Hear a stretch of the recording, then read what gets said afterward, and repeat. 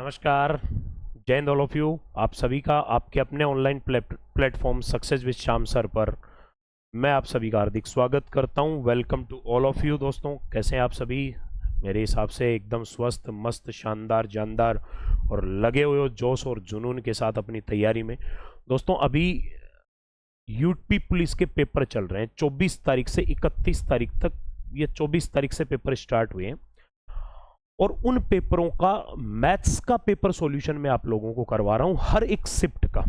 ठीक है, ताकि आप लोगों को ये पता लगे कि आजकल 2024 में पेपर पैटर्न कैसा रह रहा है। री एग्जाम हो रही है यूपी पुलिस की। ठीक है, पहले एग्जाम रद्द हो गई थी, दोबारा से करवाई जा रही है। उसकी शिफ्ट फर्स्ट के ऊपर अपन बात करें कि शिफ्ट फर्स्ट में कैसे क्वेश्चंस आए थे। ठीक है दोस्तों, 25-26 क्वेश्चन मैथमेटिक्स से उठाए गए हैं इसमें। उन क्वेश्चनों का अपन सॉल्यूशन देख रहे हैं वन बाय वन। आप सभी इस सॉल्यूशन को देखें, क्योंकि इनसे बहुत सी चीजें दोस्तों क्लियर होती है। पेपर सोल्व करने से अपने को पता लगता है लेवल क्या रहने वाला है। ठीक है, पहला कह रहा है कि कौन सी ऐसी आकृति है जो बाकी से अलग है। 24 अगस्त शिफ्ट फर्स्ट के क्वेश्चन सोल्व करवा रहा हूं। एक दे रखा है त्रिकोण, त्रिकोण यानी त्रिभुज, ट्राइंगल है। एक दे रखा है गोला, एक वृत्त और एक वर्ग। दोस्तों, ये है ना, वर्ग ले लो, चाहे वृत्त ले लो और चाहे त्रिभुज ले लो, ये 2D फिगर है, समतल आकृतियां हैं। जबकि गोला जो है वो एक 3D फिगर होता है, इसलिए ये बाकी से अलग है। ऑप्शन थर्ड, ऑप्शन बी आपका राइट आंसर हो जाएगा।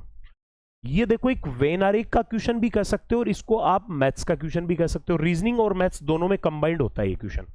कह रहा है 140 विद्यार्थियों के सर्वेक्षण में पाया गया कि 60 विद्यार्थी वीडियो गेम खेलना पसंद करते हैं, 70 इंडोर गेम खेलना पसंद करते हैं और 75 विद्यार्थी आउटडोर गेम खेलना पसंद करते हैं। 3 प्रकार के स्टूडेंट हैं।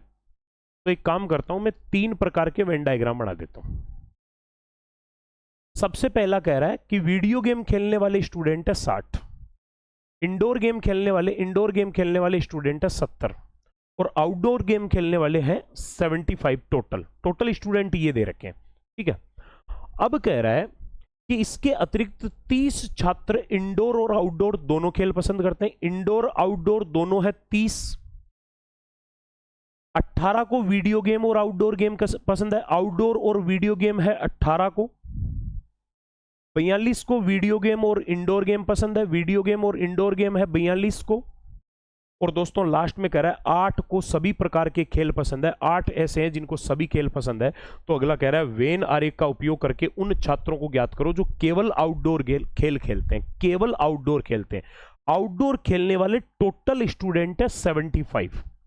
उनमें से दोस्तों ये वाले देखो, 30 और 18, 30 प्लस 18 48, ये हो गया। इनमें से 8 ऐसे हैं जो दोनों में कॉमन है, क्योंकि 8 ये भी खेल रहे हैं, ये भी खेल रहे हैं। तो ये लो 8 वापस कम कर दूं तो 48 में से 8 कम कर दिया तो 40 स्टूडेंट तो इनके साथ भी रिलेटेड है। 75 में से 40 ऐसे हैं जो वीडियो गेम और इंडोर गेम भी खेलते हैं। तो 75 में से अगर 40 बाकी गेम्स भी खेलते हैं तो 35 स्टूडेंट ऐसे हैं जो केवल और केवल आउटडोर गेम खेलना पसंद करते हैं। ऑप्शन सी आपका राइट आंसर है। अगला क्वेश्चन देखो। अगला कह रहा है कि P ग्रेटर देन Q अगर है तो आपको P स्क्वायर प्लस Q का क्यूब करना है, और P लेस देन Q अगर है, अगर ये साइन लगाया है तो P cube minus Q square करना है। तो पहले तो देखो ये लिखा है 1 ग्रेटर देन 2। ये देखो ग्रेटर देन का सिंबल अगर है तो ये वाला लगेगा, यानी 1 का स्क्वायर प्लस 2 का क्यूब। 2 का क्यूब 8 होता है, 1 का स्क्वायर 1 होता है, 8 और 1 9। और इसकी जो वैल्यू आ रही है उसके साथ में इसने लगाया लेस देन का साइन। अब लेस देन वाले में ये करना होता है P cube minus Q square. P cube यानी 9 का क्यूब माइनस क्यू स्क्वायर यानी 3 का स्क्वायर। ये ऐसे जो संकेत वाले क्वेश्चन होते हैं ना, ये कंफ्यूज कर देते हैं कि यार ये क्या पता है, जबकि कुछ नहीं है, टीप टीप के काम करना है इसमें। तो 9 का 729 होता है माइनस 3 का स्क्वायर 9। 729 में से 9 गया तो मेरे भाई 720 हो गया। ऑप्शन ए आपका राइट आंसर है। ठीक है, अगला क्वेश्चन 0.05, 0.5, 0.25, 1.25 का HCF कितना होगा। दोस्तों HCF क्या होता है? HCF होता है highest common factor. Highest common factor यानी कि एक ऐसी संख्या जिसका इन सभी में पूरा पूरा भाग जाए। तो सभी में भाग जाने वाली संख्या देखनी है तो एक काम करो, इनमें से सबसे छोटी संख्या देखो 0.05 है। और दोस्तों 0.05 का भाग इसमें भी जा रहा है, 0.05 से 0.25 भी डिवाइड हो रहा है और 0.05 से 1.25 भी डिवाइड हो रहा है। तो इसका मतलब ये खुद वो संख्या है जिसका इन सभी में पूरा पूरा, क्योंकि खुद का खुद में तो भाग जाएगा ही, इन तीनों में भी पूरा पूरा भाग जा रहा है। तो दोस्तों हाईएस्ट कॉमन फैक्टर कौन है, सबसे बड़ा नंबर जो इन सभी को डिवाइड कर रहा है वो है 0.05। ऑप्शन सी आपका राइट आंसर है। सीधा सीधा मतलब एग्जाम में जब बैठो ना तो डायरेक्ट एफर्ट लगाने की कोशिश किया करो। अब देखो ये कह रहा है वह सबसे छोटी संख्या, सबसे छोटी का मतलब हो गया एलसीएम करके चलना है। सबसे छोटी संख्या जिसे 4, 6, 7, 8, 9, पहले तो दोस्तों 4, 6 और 8 इनका एलसीएम देखो क्या आएगा। 4, 6, 8 का एलसीएम हो जाएगा 24, क्योंकि इनसे डिवाइड होने वाला सबसे छोटा नंबर 24 है। और फिर 24 और 9 का देख लेते हैं, कॉमन देखते चलो और चलते जाओ। 24 और 9 का भाग जाने वाली संख्या होगी 72, क्योंकि 24 एकम 24, 24 दूनी 48, 24 दिया 72। और अब 72 और 7 है, इनमें आपस में कुछ भी कॉमन नहीं है, तो कॉमन नहीं है तो इनको गुणा करके लिख दो, ये इनका एलसीएम हो गया। एलसीएम टुकड़ों में किया करो, बहुत सिंपल होता है। तो अगला कह रहा है कि वह सबसे छोटी संख्या जिसमें इनका भाग देने पर प्रत्येक स्थिति में 3 बचे। दोस्तों इनका पूरा पूरा भाग जाने वाला नंबर तो 504 है। एलसीएम का मतलब होता है सबसे छोटा नंबर जिसमें पूरा पूरा भाग जाए। तो पूर्णतः डिवाइड तो हो रहा है 504, जबकि ये कह रहा है 3 बचना चाहिए, तो 3 इसमें जोड़ लो, अपने आप जो संख्या आएगी उसमें 3 बचता जाएगा।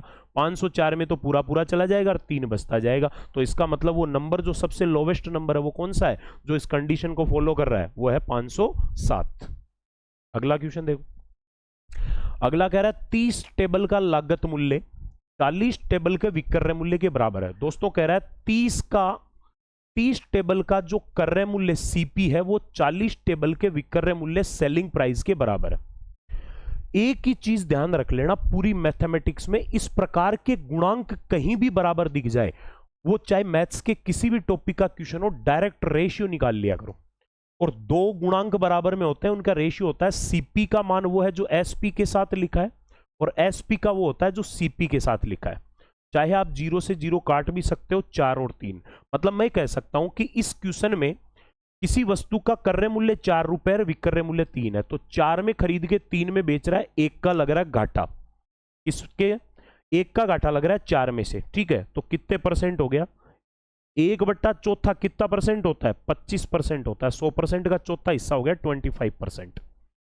बहुत सिंपल, मतलब मॉडरेट कह सकता हूं मैं इसको। शिफ्ट फर्स्ट का पेपर बहुत सिंपल था, सेकंड शिफ्ट थर्ड शिफ्ट का पेपर थोड़ा सा इससे अच्छा था, तो मैं लेवल को मॉडरेट कह सकता हूं, ना इजी ना हार्ड, मॉडरेट लेवल है, एवरेज है। ये क्वेश्चन बहुत बढ़िया है, ये अच्छा क्वेश्चन डाला है। इसने कहा है एक फल विक्रेता कुछ संतरे 10 रुपए में 4 की दर से खरीदता है। पहले खरीदने वाली बात हो रही है सीपी की, 10 रुपए में खरीद रहा है 4 संतरे, और फिर कह रहा है उतने ही अधिक संतरे 10 रुपए में 5 की दर से खरीद रहा है, उतने ही अधिक 10 रुपए में 5 की दर से खरीद रहा है, और अब पूरे लोट को सबको आपस में मिलाकर 20 रुपए में 9 की दर से बेच रहा है। दोस्तों पहले तो एक चीज ध्यान रखना, अपन क्या करते हैं ऐसे क्वेश्चनों में सीधा सीधा सोच लेते हैं 10 के 4 यहां से लाया, 10 के 5 यहां से लाया, तो मतलब टोटल 20 के 9 ले आया, नहीं। और फिर देखेंगे 20 के 9 लाया और 20 के 9 ही बेच दिया, इसका मतलब न तो लाभ न हानि। 70% तो वो टिका के आ जाएंगे देखते ही, फर्स्ट ऑप्शन। लेकिन गलत है, क्योंकि आप इनको मिला रहे हो तो मिलेंगे रुपए थोड़ी मिलेंगे, मिलेंगे संतरे। और अगर आपको इजी वे में मिलाना है तो संतरों की संख्या बराबर करके मिलाया करो, अपने आप चीज बहुत सिंपल हो जाएगी। तो यहां 4 संतरे हैं, यहां 5 है, मैं बराबर कर देता हूं, इसको 5 से गुणा, इसको 4 से, बराबर बराबर हो जाएंगे। तो ये 50 रुपए के 20 संतरे कह देता हूं, और यहां 40 रुपए के 20 संतरे कह देता हूं। तो मेरे भाई ओवरऑल टोटल मिलाकर मैं कह दूंगा 20 और 20 40 तो संतरे, और आए कितने में, 90 रुपए में। तो 90 रुपए में 40 संतरे खरीद कर लाया। अब अलग अलग की कहानी खत्म हो गई, एक साथ कह सकते हैं। तो अब जब आपको रुपए और वस्तु दोनों दे रखे हो, 90 रुपए में 40 संतरे खरीदे और 20 रुपए में 9 संतरे बेचे, खरीदने बेचने की दोनों की आपको रुपए और वस्तु दे दी जाए, तो क्रॉस मल्टीप्लाई किया करो। ये 9 को 90 से गुणा किया 810, इसको तो मैं मानूंगा क्रय मूल्य, और 20 को 40 से गुणा किया तो 800, इसको मैं मानूंगा इनका विक्रय मूल्य। मतलब अब इस पूरी राम कहानी को मैं साइड में रख के सीधा सीधा ये कहूंगा कि 810 में खरीद के 800 में बेचा, तो 10 रुपए का लग गया घाटा। किस पे लगा, 810 पे। कितने परसेंट लगा, गुणा में 100। 0 से 0 कैंसिल आउट हो गया, 100 में 81 का भाग देंगे, 81 कम 81 बच गया 19/81। एक सही 19/81% का उसको क्या हो रहा है, लॉस हो रहा है दोस्तों, हानि हो रही है। तो इसका मतलब ऑप्शन सी आपका राइट आंसर है। बहुत तगड़ा क्वेश्चन है, शानदार सवाल है। अगला क्वेश्चन, दो प्रकार के चावल, एक 11 रुपए और दूसरा 21 रुपए किलो है। एक प्रकार के चावल का मूल्य 11 है, दूसरे का मूल्य 21 है, ठीक है। और 17 रुपए प्रति किलो की दर से मिश्रण तैयार करके इन दोनों को मिक्स करके 17 में बेचना चाहता है। तो अगला कह रहा है चावलों का अनुपात बताओ। सीधा सीधा एलिगेशन लगता है इसमें, जब दो को मिलाकर तीसरा बनाए ना, तो इनके बीच का डिफरेंस यहां लिखो और इनके बीच का डिफरेंस यहां लिखो। तो 21 में से 17 गया 4, 17 में से 11 गया 6, 4 और 6 का अनुपात होता है 2 से कैंसिल आउट होकर 2:3। तो इसका मतलब इनके मिलाए गए चावल का जो मिश्रण है उसका अनुपात 2:3 होगा। अब ये देखो कह रहा है 12.5% की दर से एक धनराशि कितने समय में दुगुनी हो जाएगी। पहली बात तो दोस्तों ये है कि इसमें ब्याज कौन सा है उसके बारे में कुछ नहीं लिखा, नहीं लिखा तो ये सिंपल इंटरेस्ट माना जाएगा, साधारण ब्याज माना जाएगा। चक्रवृद्धि में अगला लिखता है। तो अगर मैं कहता हूं कि मूलधन अगर 100 रुपए है ना, तो अगला कह रहा है कि दुगुनी हो जाएगी कितने समय में, तो इसका मतलब मिश्रधन हो जाना चाहिए 200। तो 100 से 200 रुपए होने का मतलब जो ब्याज है वो कितने रुपए होना चाहिए, 100 रुपए होना चाहिए, सही है। जिसमें एक साल की दर तो आपको मिल रही है 12.5%। टाइम कितना होना चाहिए, 12.5 को किससे गुणा करें ताकि 100 आ जाए, 8 से गुणा कर लो, 12.5 का 8 गुणा होता है 100। तो ये लो आपका टाइम आ गया। ऐसे अप्रोच लगाओ, मतलब टाइम नहीं लगना चाहिए। 25 क्वेश्चन है, 10 मिनट में सोल्व होने चाहिए। अब देखो ये सवाल कह रहा है भारतीय रेलवे ने एक निश्चित काम को 150 दिन में पूरा करने के लिए 200 श्रमिकों को नियुक्त किया। लेबर लगाई 200 की और उनको ये कहा कि 150 दिन में काम को खत्म करो। 50 दिन में केवल 1/4 काम पूरा कर पाए। 1/4 का मतलब जब इन 200 आदमियों ने 50 दिन तक काम कर लिया तो ये पता लगा कि केवल अभी तक 1/4 काम पूरा हुआ है, यानी 4 में से 1 ही काम पूरा हुआ है। तो बचा हुआ काम कितना है, 3। अब कह रहे हैं कि तो पूरे काम को समय पर पूरा करने के लिए नियुक्त किए जाने वाले अतिरिक्त श्रमिकों की संख्या कितनी होगी। एक्स्ट्रा श्रमिक चाहिए, समय पे पूरा होना चाहिए। 150 में से 50 दिन तो इन्होंने खपा दिए, तो दिन और कितने बच गए, 100। मैं एक काम करता हूं, 100 दिन में करने के लिए टोटल कितने आदमी चाहिए वही पता कर लेता हूं। उनमें से 200 तो अपने पास पहले से है, कितने एक्स्ट्रा और लाने हैं वो और पता कर लेंगे। अब ये देखो, जब व्यक्तियों के बीच में किसी काम को करवाया जाता है दोस्तों, टोटल काम होता है MDH/WR, man, day, hour, work और रेट। तो यहां MDH/WR में से MD और W दे रखे हैं, तो 200 गुणा 50/1 बराबर X गुणा 100/3। तो दोस्तों यहां से देखो 20 से 20 कैंसिल हो गया, X बराबर कितना आ गया, 50 का डबल 100 और ये 3 उधर और जाकर ये भी गुणा में हो जाएगा 300। यानी इस शेष काम को 100 दिन में पूरा करने के लिए 300 आदमी चाहिए, उनमें से 200 आपके पास पहले से है। तो एक्स्ट्रा आदमी कितने और बुलाने पड़ेंगे, 100 आदमी और बुलाने पड़ेंगे। जल्दबाजी में कोई 300 भी करके आ सकता है इसका आंसर, ठीक है। जल्दबाजी में अगर कोई करे तो इसको 300 भी करके आ सकता है। अब देखो ये सवाल है, 12 पुरुष और 18 महिला एक काम को 10 दिन में करते हैं। 12 मेन प्लस 18 वुमेन किसी काम को कर रहे हैं 10 दिन में। ये आदमी, ये गुणा दिन। उसी काम को 9 पुरुष और 18 महिला उसी काम को 12 दिन में कर रही है। 9 पुरुष और वही कितनी, 18 महिला उसी काम को कितने दिन में कर रही है, 12 दिन में कर रही है, ठीक है। काम वही है तो दोनों काम बराबर है, तो मैंने बराबर कर दिए। अब एक काम करो, आप मल्टीप्लाई करो, 12 को 10 से गुणा किया 120 M प्लस 18 गुणा 10 180 W बराबर 108, 12 9 में 108, 108 M प्लस 18 12 216 W। M के मान एक साइड में ले आते हैं, W एक साइड ले जाते हैं। 120 M में से 108 M गया तो मेरे भाई 12 M बच गया, और 216 W में से 180 W गया तो ये 36 W बच गया। मैंने अभी अभी कहा था जब गुणांक बराबर में हो तो चाहे कहीं का भी क्वेश्चन हो सीधा सीधा अनुपात निकाला करो। M का मान वो है जो W के साथ लिखा है, W का वो है जो M के साथ लिखा है। 36 और 12 कैंसिल आउट हो जाएंगे, 12 से 3:1, यानी ये एक आदमी और एक औरत के काम करने की कैपेसिटी आ गई, 3:1 के अनुपात में वो काम करेंगे, ठीक है। चलो, तो अब ये पूछ रहा है कि 2 पुरुष प्लस 3 महिला उसी काम को कितने दिन में करेंगे। मैं मान लेता हूं x दिन में करेंगे। टोटल काम ये है, तो इस काम को आपको टोटल काम से गुणा तो करना पड़ेगा ना, क्योंकि ये काम को किसी के एक के बराबर करना पड़ेगा। या ये पता करो टोटल काम कितना है, तो वो टोटल काम पता करना है तो एक काम कर लो, यहां से इस 3 और 1 को यहां रखो, तो 12 गुणा 3 हो जाएगा, 12 तिया 36 प्लस 18 गुणा 1 54, और गुणा करेंगे 10 से, तो टोटल काम हो गया 540। मेरे भाई ये पूरा काम 540 करना है, तो x का मान कितना आएगा 540 बट्टा 2m, m का मान आपके पास 3 दे ही रखा है, और 3w, w का मान 1, तो 3 दूनी 6 और 3 9, 540 में 9 का भाग देंगे, 9 6 54, तो इसका मतलब उस काम को कितने दिन में कंप्लीट करेगा, 60 दिन में कंप्लीट करेगा। ऐसे कंपेयर करके चलना पड़ेगा दोस्तों ऐसे क्वेश्चनों में।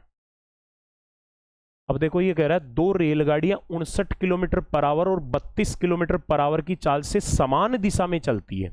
सेम साइड में अगर चल रही है ना, तो दोनों की सापेक्ष चाल आएगी, और जब समान दिशाओं में चलती है, एक 59 से चली, दूसरी पीछे पीछे 32 से आ गई, तो उनकी चालों में अंतर तो 27 किलोमीटर पर आवर का ही रहा। 5/18 से गुणा करके मीटर पर सेकंड में बदल लेता हूं, क्योंकि आंसर मीटर में चाहिए। तो यहां से देखो ये 9 दूनी 18, 9 तिया 27, तो ये आ गया मेरे भाई 5 तिया 15/2 मीटर पर सेकंड, ये आपकी चाल आ गई। अब ये कह रहा है कि तेजी से चलने वाली रेलगाड़ी धीमी गति से चलने वाली रेलगाड़ी में बैठे व्यक्ति को 16 सेकंड में पार कर रही है। व्यक्ति को 16 सेकंड में पार कर रही है, ठीक है, रेलगाड़ी को पार नहीं कर रही है। और दोस्तों जब एक रेलगाड़ी किसी दूसरी रेलगाड़ी के व्यक्ति को पार करती है, तो व्यक्ति को पार करने में इस रेलगाड़ी की लंबाई से तो कोई मतलब है नहीं, ये तो केवल खुद की लंबाई के बराबर ही तो चलती है। तो इसका मतलब 16 सेकंड टाइम हो गया, समय बराबर दूरी आएगी बड़ी रेलगाड़ी की लंबाई, केवल दोनों रेलगाड़ियों की नहीं आएगी, क्योंकि रेलगाड़ी को पार नहीं कर रहा, व्यक्ति को कर रहा है। तो ये समय बराबर दूरी बट्टा चाल, और चाल आ गई आपकी 15/2। तो x का मान यहां से क्या आ जाएगा 16 गुणा 15/2। 2 का भाग गया इसमें 8 बार, 15 को 8 से गुणा किया मेरे भाई 120 मीटर क्या आ गई, ये बड़ी वाली रेलगाड़ी की लंबाई आ गई। छोटी वाली रेलगाड़ी की लंबाई ज्ञात नहीं हो सकती, और अगर यहां से रेलगाड़ी बड़ी रेलगाड़ी को पार करने में दिया गया समय दे देता, तो अपन फिर दोनों ही रेलगाड़ियों की लंबाइयां पता नहीं कर सकते थे। व्यक्ति को पार कर रहा है, तो इसलिए व्यक्ति की लंबाई नगण्य होती है, उसको पार करने में केवल रेलगाड़ी खुद की लंबाई के बराबर चलती है, इसलिए ये सीधा सीधा आंसर आ गया अपना। अगला देखो, 67 मीटर लंबी ट्रेन 10 सेकंड में 33 मीटर लंबी सुरंग को पार करती है। सुरंग है 33 मीटर लंबी, और ट्रेन खुद है 67 मीटर लंबी, तो इसका मतलब पार करने में टोटल दूरी तो उसको 100 मीटर चलनी पड़ेगी। 100 मीटर दूरी चलने में उसको टाइम लग रहा है 10 सेकंड, तो मेरे भाई यहां से उसकी स्पीड आ गई कि नहीं आई। 100 मीटर में 10 सेकंड अगर लग रहे हैं, तो उसकी चाल 10 मीटर पर सेकंड आ गई, ठीक है ना। तो अब ये कह रहा है कि अगर वो ट्रेन प्लेटफॉर्म पर खड़े व्यक्ति को पार करे, ठीक है, ट्रेन द्वारा 65 मीटर लंबे प्लेटफॉर्म पर खड़ा व्यक्ति, अब वो ट्रेन आई है, खुद की लंबाई उसकी 67 है, और एक प्लेटफॉर्म पे आदमी खड़ा है। अब वो प्लेटफॉर्म चाहे कितनी लंबाई का हो, अपने को क्या मतलब है, पार तो आदमी को कर रही है ना, और आदमी को पार करती है तो केवल रेलगाड़ी खुद की लंबाई के बराबर ही चलती है। तो कितना समय लेगी, रेलगाड़ी को चलना केवल 67 मीटर है और चलेगी 10 की स्पीड से, तो इसका मतलब केवल 6.7 सेकंड का टाइम लेगी। ये चीजें सिर्फ कंफ्यूज करने के लिए दी जाती है, बाकी इनमें कुछ भी नहीं है, क्योंकि अगला आपको रेलगाड़ी को सुरंग को पार नहीं करवा रहा, प्लेटफॉर्म को पार नहीं करवा रहा, वो पार करवा रहा व्यक्ति को। ये क्वेश्चन है निखिल और रीतू, एक निखिल है और एक रीतू, दोनों की आय है 2:1, इनकम उनकी दे रखी है 2:1, और वे 5:3 के अनुपात में खर्च करते हैं। खर्चा दे रखा है उनका 5:3, और कह रहा है कि 4:1 के अनुपात में बचत करते हैं। उनकी सेविंग जो दे रखी है, बचत जो दे रखी है, वो दे रखी है 4:1। अब कह रहा है निखिल और रीतू दोनों मिलाकर टोटल 10,000 रुपए की बचत करते हैं। इन दोनों का टोटल 10,000 है, 4:1 का मान टोटल 10,000 के बराबर है, तो 5 बराबर अगर मेरे भाई 10,000 है, तो इसका मतलब इस अनुपात में 1 का मान 2,000 के बराबर हुआ।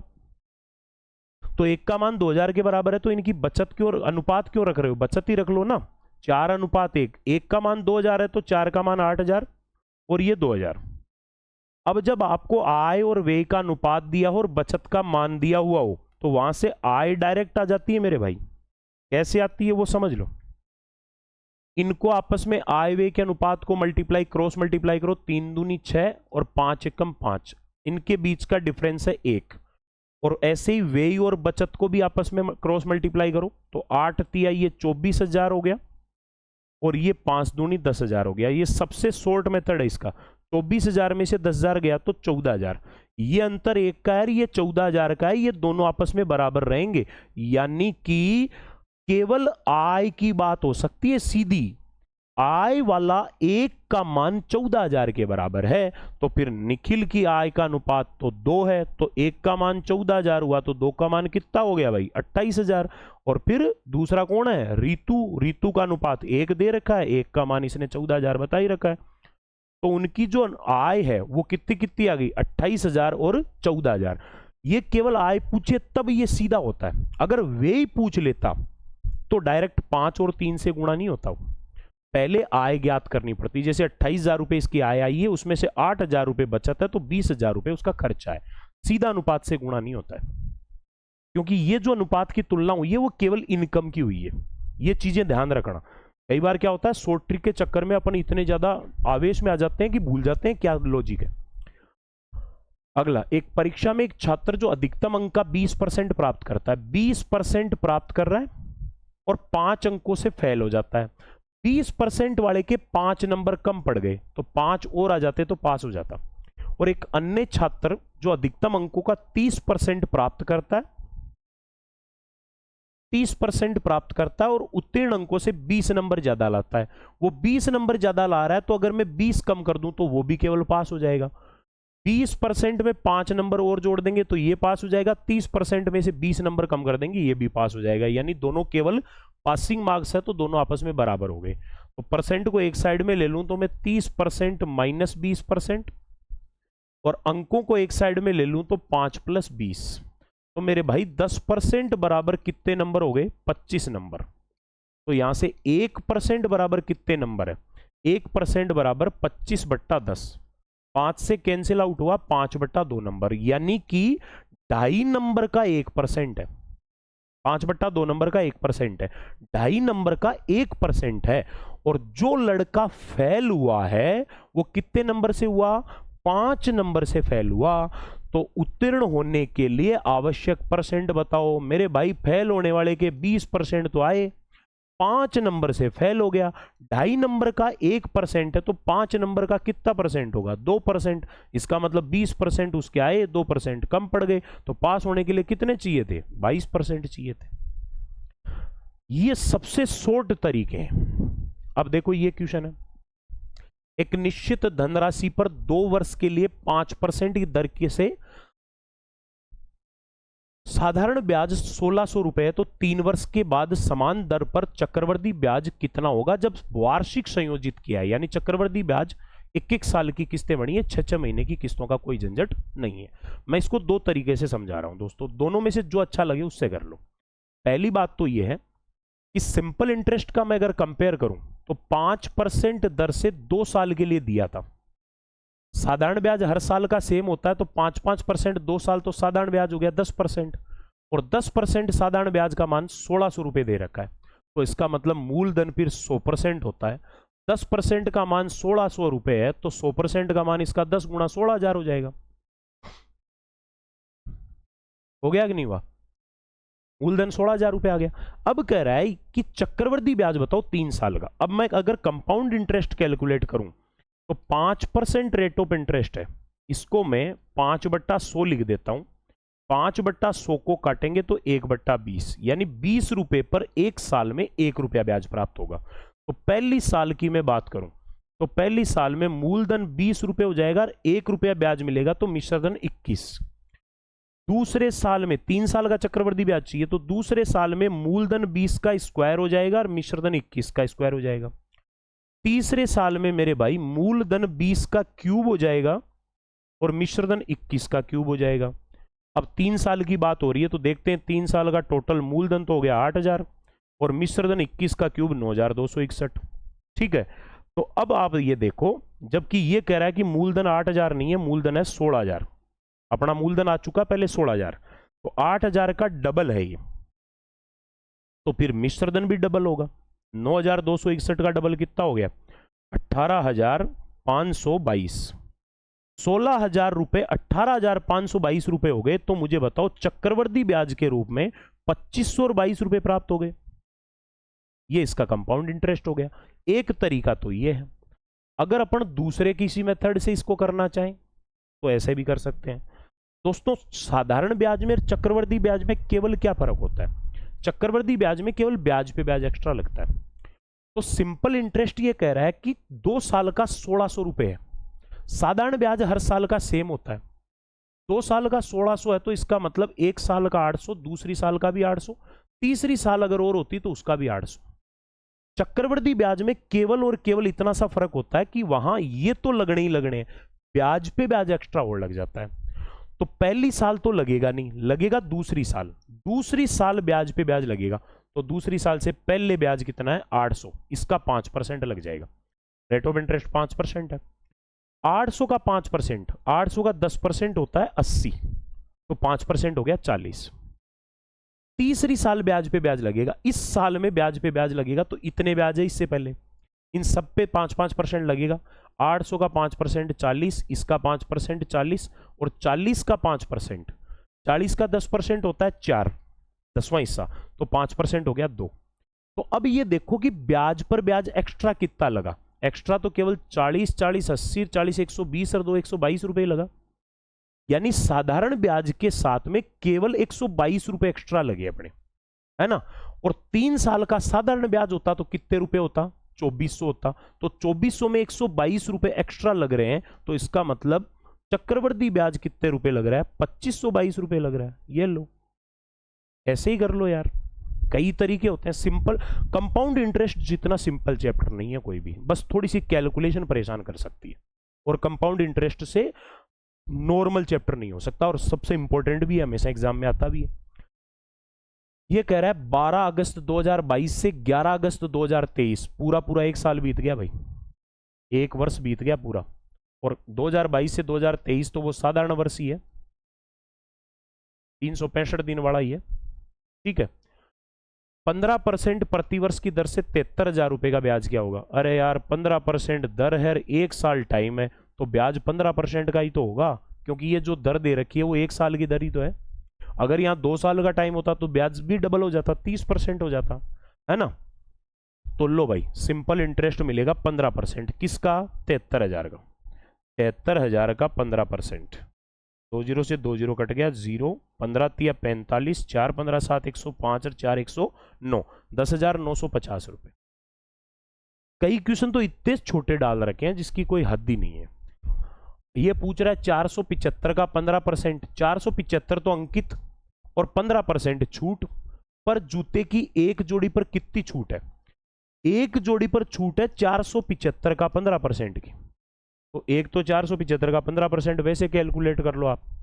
सीधा करना चाहो तो सीधा देखो, 15% को मानो 10% प्लस 5%, तो 475 का 10%, 10वां हिस्सा हो गया 47.5, और 5% और करेंगे तो इसका आधा, 475 का आधा कितना होता है? 237.5, यानी 23.75। तो ये 10% और ये 5%, टोटल 15%, तो 47 और 23 70, तो ये हो गया। और 75 और 0, इसको 0 लगा दूं तो 75 और 50 सवा रुपया, ये हो गया।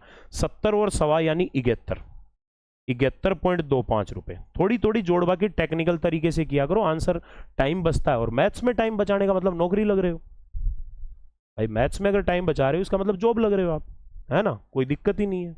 अगला क्वेश्चन, एक दुकानदार एक वस्तु के अंकित मूल्य पर 10% की छूट देता है, लेकिन छूट वाले मूल्य पर 8% का बिक्री कर लगा देता है, टैक्स लगा देता है। पहले तो वो क्या करेगा, फेस प्राइस जो है इसके ऊपर 10% का डिस्काउंट दे देगा, और डिस्काउंट देने के बाद में जो मूल्य है उसके ऊपर 8% का वो क्या लगा देता है, 8% का टैक्स लगा देता है।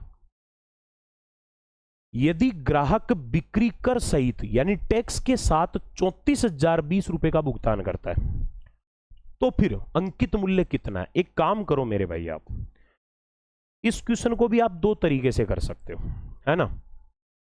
या तो एक काम करो कि पहले मैं मान लेता हूं कि बेचा है 100 रुपए में और 8% एक्स्ट्रा और लग रहे हैं, तो इसका मतलब 108 रुपए में बिकेगा ये सेलिंग प्राइस। मैं इसको भूल गया एक बार, है ना। और वो कह रहा है 108 का मान है 34,020 के बराबर। तो यहां से ये तो पता लगे ना सेलिंग प्राइस कितना है। तो एक का मान कितना हो जाएगा? 34,020 बट्टा 108, भाग दे दो। चाहे 108 का नहीं देना आता तो 108 के टुकड़े कर लिया करो, 27 और 4 27 से काट लिया करो, है ना। यहां से 108 से मैं काटूं इसको तो 108 का भाग 3 बार गया, 324, 16 बचा, 2 लगा 162, 108 एकम 108 बच गया 54, 540, 108 का 5 गुना 540। एक का मान 315 है, तो इसका मतलब मेरे भाई सेलिंग प्राइस जो है वो आपने 100 रुपए मान रखी है, तो 315 का 100 गुना हो जाएगा 31,500। ठीक है, 31,500 रुपए आ गया विक्रय मूल्य। और वो क्या है? वो अंकित मूल्य में 10% छूट के बाद में आया, यानी अंकित मूल्य का फेस प्राइस का 90% ही है वो। कितना? 31,500। तो यहां से फेस प्राइस कितना हो गया? 31,500 का 90%, 90 बटे में और 100 गुणा में आ जाएगा। 0 से 0 कट गया, 9 का भाग इसमें 3500 बार, 3500 को 10 से गुणा किया 35,000। एक तरीका तो ये है कि पहले इसको 100 मान के 8 जोड़ के 108 से तुलना कर लिया और फिर इसका 90% लेके कर लिया। एक दूसरा तरीका और है, इसको अगर दूसरे तरीके से करना चाहें तो कैसे कर सकते हैं? अंकित मूल्य में मान लेता हूं 100 रुपए, 10% छूट देके बेचेगा तो कितने में बेचेगा? 90, लेकिन उस पर 8% टैक्स और लगाएगा। 90 का 8%, मेरे भाई 90 का 1% होता है 0.9, 100वां हिस्सा, तो 2% हो जाएगा। अगर 1% 0.9 है तो ये कितने परसेंट लगा रहा है? 8, तो 0.9 का 8 गुणा कितना हो जाएगा? 9 8 72, 7.2। तो इसका मतलब ये 97.2 में बेचेगा, और 97.2 का मान दे रखा है इसने 34,020। तो एक का मान आएगा यहां से 34,020 बट्टा 97.2, पॉइंट हटाऊं तो ऊपर 0 और लगा देता हूं। 972 का भाग इसमें दोगे तो ये 35 बार जाएगा और आगे 0, तो ये कितना आ जाएगा? 350। एक का मान 350 है तो मेरे भाई फिर इसका जो फेस प्राइस है, अंकित मूल्य है, वो कितना मान रखा है? 100। एक का मान 350 है तो 100 का मान हो जाएगा 350 गुणा 100 बराबर 35,000। ठीक है, इस प्रकार से आप इन क्वेश्चनों को आराम से सिंपल वे में कर सकते हो। अगला क्वेश्चन देखो, x और 1/x का औसत m है। x और 1/, औसत का अगर औसत m है तो योग हो जाएगा 2m, डबल हो जाएगा। तो फिर पूछ रहा है x² प्लस 1/x² का मान क्या होगा? पहले तो ये समझो मेरे भाई, x प्लस 1/x की वैल्यू अगर a है तो फिर x² प्लस 1/x² की वैल्यू हमेशा a² माइनस 2 होती है, ये कंसेप्ट होता है। ठीक है, तो पहले यहां से x² प्लस 1/x² की वैल्यू क्या आ जाएगी? इसका स्क्वायर माइनस 2, 2m का स्क्वायर 4m² माइनस 2, ये तो आ गया योग। अगले को चाहिए औसत, तो दोनों का औसत चाहिए तो आधा कर दो, तो 2m² का हाफ हो गया, 4m² का हाफ हो गया 2m², और माइनस 2 का हाफ हो गया 1, 2m² माइनस 1 हो जाएगा। ऑप्शन ए आपका राइट आंसर हो जाएगा। ठीक है, अगला क्वेश्चन देखो। अगला कह रहा है 9 क्रमागत सम संख्या का औसत 132 है। दोस्तों लगातार संख्या जो होती है उनका औसत हमेशा बीचों बीच की संख्या होती है, तो इन 9 संख्याओं में बीचों बीच 132 आएगा। तो अगला पूछ रहा है पहली और लास्ट का अंतर। अगर ये 9 संख्या में से बीचों बीच वाली संख्या अगर ये है तो 4 इसके पीछे है और 4 इसके आगे है, और वो सारी की सारी सम संख्या है, तो 4 सम संख्या इससे पीछे है, इसका मतलब टोटल अंतर हो गया 8 का। तो पहली संख्या इससे 8 छोटी है और लास्ट संख्या इससे 8 बड़ी है, तो अंतर कितने का हो गया? 8 छोटी 8 बड़ी, मतलब टोटल अंतर कितने का हुआ? 16 का हुआ। ये लो, अब बाकी आप सीरीज बना के भी लिख सकते हो। 132 ये है तो ये 130 लिख दिया, 128 लिख दिया, 126 लिख दिया, 124 लिख दिया, 132 के आगे 134 लिख दिया, 136 लिख दिया, 138 लिख दिया, 140 लिख दिया। ये रही, ये 9 लगातार संख्या हो गई। तो सबसे छोटी 124, सबसे बड़ी 140, अंतर हो गया 16 का। कई तरीके होते हैं, लेकिन वो तरीका लगाओ जो सबसे इजी है, सबसे कम टाइम लगे। चावल के प्रति किलोग्राम मूल्य में 25% वृद्धि के परिणाम स्वरूप एक व्यक्ति 1200 रुपए में 6 किलो चावल कम खरीदता है, तो चावल का प्रति किलोग्राम मूल्य, प्रारंभिक मूल्य क्या होगा? देखो दोस्तों, यहां पर दो प्रकार के क्वेश्चन पूछता है, एक तो प्रारंभिक मूल्य पूछता है और एक मूल्य में वृद्धि के बाद में बढ़ा हुआ मूल्य पूछता है कि एक बाद वाला मूल्य क्या है, पहले वाला क्या है। मैं एक सीधा तरीका बताता हूं क्योंकि ये क्वेश्चन बहुत इंपॉर्टेंट है और इसमें कई स्टूडेंट गलती करते हैं। मैं एक सीधा सा तरीका बताता हूं आपको। कितने रुपए का खरीदा? 1200। जितने परसेंट वृद्धि या कमी हुई है वो यहां लिख दो, जितने किलो ज्यादा या कम खरीद रहा है उसको यहां बट्टे में लिख दो, भाग दे दो। सेम यही प्रोसेस यहां लगाओ, 1200 गुणा 25/6, जितने रुपए जितने परसेंट जितना किलो कम या ज्यादा। अब आपको क्या करना है, अगर बढ़ा हुआ या घटा हुआ यानी बाद वाला मूल्य पूछता है तो वहां हमेशा आता है 100, और अगर पहले वाला मूल्य पूछे तो वृद्धि है तो जोड़ के लिख दो और कमी है तो घटा के लिख दो। तो ये तो आएगा प्रारंभिक मूल्य, ये आ जाएगा बढ़ा हुआ मूल्य। इससे सिंपल तरीका नहीं हो सकता इसका।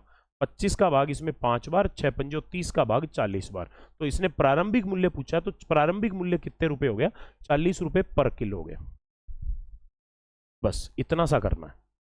अगला क्वेश्चन, अगला कह रहा है 3 क्रमागत सम संख्या का योगफल 78 है। मेरे भाई अगर योग 78 है तो तीनों का औसत आ जाएगा 26। लगातार संख्याओं का क्वेश्चन जो भी आए, चाहे सम हो चाहे विषम हो चाहे लगातार नेचुरल नंबर हो, उनको एवरेज से सोल्व किया करो, क्योंकि एवरेज बीचों बीच की संख्या होती है। तीनों का योग 78 है तो बीचों बीच वाली एवरेज आ गया 26, यानी बीच की संख्या 26 है। तो फिर पिछली संख्या 24 है, अगली संख्या 28 है। ये वो 3 संख्या है जिनका योग 78 है, तो सबसे बड़ी संख्या कौन सी है? 28 है। ये लो, इससे छोटा क्या बताऊं यार, एक एक लाइन में क्वेश्चन सोल्व हो रहे हैं आपके। अगला क्वेश्चन देखो, एक बस 50 किलोमीटर पर आवर की गति से, यानी 1 घंटे में 50 किलोमीटर की गति से 250 किलोमीटर की दूरी तय करती है, तो यात्रा में कितना समय लगेगा? 5 घंटे लगेगा। भाई 1 घंटे में 50 किलोमीटर जा रहा है तो 5 घंटे में 250 किलोमीटर जाएगी। 250 किलोमीटर में टाइम कितना लग जाएगा? 5 घंटे। अब ये क्वेश्चन देखो, क्या यार, क्या ही क्वेश्चन दिया है। लेकिन कुछ क्वेश्चन ठीक है, कुछ बहुत सिंपल है, टफ एक भी नहीं है। ठीक है, अब ये कह रहा है एबीसी का औसत वजन 60 किलो है। ए, बी और सी का तीनों का 60 किलो औसत का मतलब तीनों 60-60 किलो है, तो योग हो गया 180। उसमें से ए और बी का औसत है, ए और बी का औसत दे दिया 30, औसत 30 है, यानी ए और बी 30-30 किलो के हैं, तो योग हो गया 60। और बी और सी का औसत है 70, बी और सी 70-70 के हैं, तो योग हो गया 140। अब आपको दो के टुकड़े इस प्रकार से दे देना, तो एक काम किया करो, इनको जोड़ा करो। जोड़ेंगे तो ये आएगा a प्लस बी प्लस सी और प्लस बी हो गया, बराबर हो गया 140 और 60 200।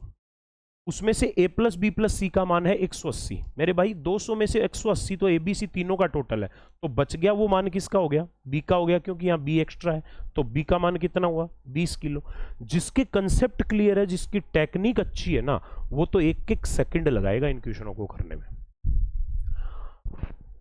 अगला सवाल कह रहा है, बहुत ही सिंपल सा क्वेश्चन है। 40 छात्रों की कक्षा में 15 छात्र क्रिकेट खेलते हैं, क्रिकेट खेलने वाले हैं 15 छात्र टेनिस खेलते हैं, टेनिस खेलने वाले भी है 15, और 5 छात्र दोनों खेलते हैं, बोथ में है 5 40 में से। तो ये 5 स्टूडेंट है ना जो दोनों खेलते हैं, वो यहां भी काउंट है और यहां भी काउंट है, तो इसका मतलब टोटल खेलने वाले स्टूडेंट हो गए 15-15, 30 में से 5 गया 25। ये परसेंटेज में कंसेप्ट पढ़ाया जाता है, तो इसका मतलब खेलने वाले हैं 25, 40 में से 25 तो खेलने वाले हैं। अगले ने पूछा कोई भी गेम नहीं खेलने वाले, तो 40 में से 25 खेलने वाले हैं, तो 15 ऐसे हैं जो कोई सा भी गेम नहीं खेलते हैं। ऑप्शन सी राइट आंसर है। ठीक है, ये दोस्तों आपका पेपर सॉल्यूशन था। हर शिफ्ट का पेपर सॉल्यूशन करवाने के मेरे प्रयास हैं। पेपर मैं मंगवा रहा हूँ, जैसे जैसे मेरे पास पेपर अवेलेबल होते जाएंगे वैसे वैसे आपके वीडियो सेशंस में हर पेपर का सॉल्यूशन आता जाएगा। दोस्तों डेली शाम को 8 बजे लाइव क्लास चलती है, ठीक है, और एप्लीकेशन पर भी रामानुजन बैच का आगाज हो चुका है, स्टार्ट हो चुका है। Success with Shyam sir YouTube channel को ज्वाइन कर लीजिए, success with Shyam sir Telegram channel join कर लीजिए, क्योंकि टेलीग्राम पे इसकी पीडीएफ डाली जाती है, प्रीवियस ईयर्स के क्वेश्चन डाले जाते हैं और टेस्ट पेपर भी अपलोड किए जाते हैं, इसलिए टेलीग्राम चैनल बहुत इंपॉर्टेंट है। और ये सारे के सारे जो भी पेपर है, मेरा प्रयास है कि सभी पेपरों को सोल्व करवाया जाए। ठीक है दोस्तों, अगले पेपर में मिलते हैं अगली क्लास में, तब तक के लिए सभी को नमस्कार, जय हिंद, जय भारत।